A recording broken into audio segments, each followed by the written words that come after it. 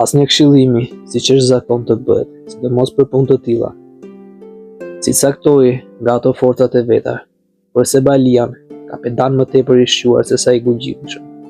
40.000 kalorës në ushtri, kjo fortë e mrekullueshme dhe shumë e fuqishme, si nga numri, si nga trimëria e njerëzve. Pastaj Tirani bisedoi me të jo vetëm duke e nxitur me fjalë, më të zjarta që mund të kishte, por edhe duke u lutur që tërë guximin, trimërinë, kujdesin dhe gjuarësin ta tregonte, sidomos tani. Për përfundimin fatbar të luftës, edhe për shpëtimin e vetë qytetit, i zotoi dhurata shumë të mëdha. Dhe gjithë gradat më të larta dhe më të ndenduara, sidomos po t'i sillte të gjallë Skënderbeun, apo të paktën kokën e tij, pasi ta kish vrarë, dhe ti jep të kështu fund luftës së periudhës. Dy bura fortrima të asaj ushtrie, që kishin emrin Ahmat dhe Bara, paraqiten vetë tek mbreti dhe premtuan për zhdukjen e Skënderbeut me sasi të madhe të ollash, si edhe vetë jetën e tyre. Ky premtimi i pëlqeu fort Karnac. Sebalia e përqafoi planin e turkut, më fort nga interesi sa nga fjalët, dhe që mendonte se për t'ia dalë mban, duhej vepruar. Dha urdhër pa u vonuar, pothuajse pak, që të ngrihnin flamurët, sa më shpejt, dhe ushtarëve, të cilët po e pyetnin se ku i shpjentur, tregoi e pirë. Duke qenë jo më pak se Mehmeti në anë për këtë punë. Dilte kudo për Bara, me sy hapur, e në gjumë natën e vditën, Belgrad.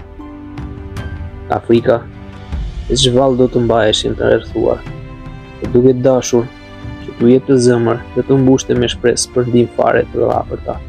Vendosi sa po u nda nga mbreti, dërgonte dhe të shpejt i lajmëtar bashkë me një letër. Por ai që do ta merrte përsipër këtë detyrë, gjë do t'i fute një rreziku të dukshëm. Mezi u gjet, edhe pse premtimet ishin të atilla, dhe me lakmin që kanë njerëzit, jo vetëm ta tërhiqin, por edhe ta detyronin të pranonin.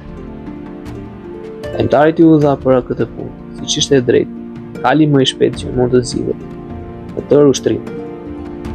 Ai duke mos përfilluar as mundin as kohën, duke fluturuar natë e ditë, arriti brenda pak më shumë se 3 ditësh, në një far qyteti që u bindej turqeve, dhe që e kishte emrin Gjirokastër.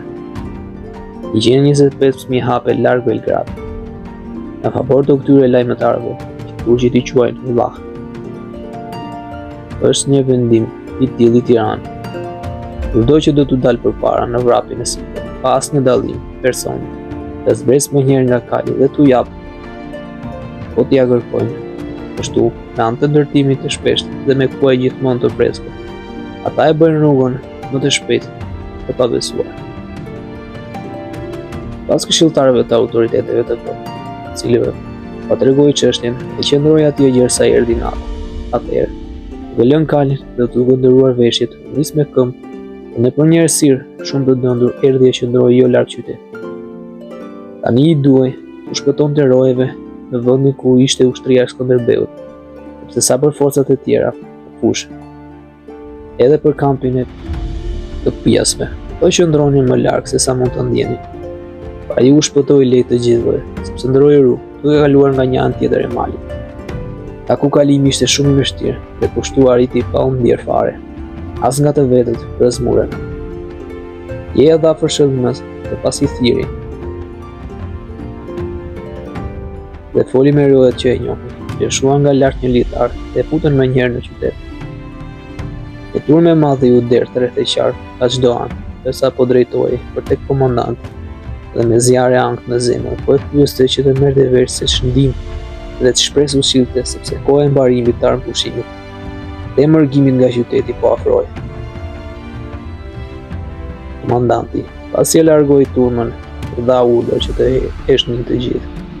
Pajti vetëm pak shok për këshillim, dhe kështu e do gjaj lajmëtarin e qetë.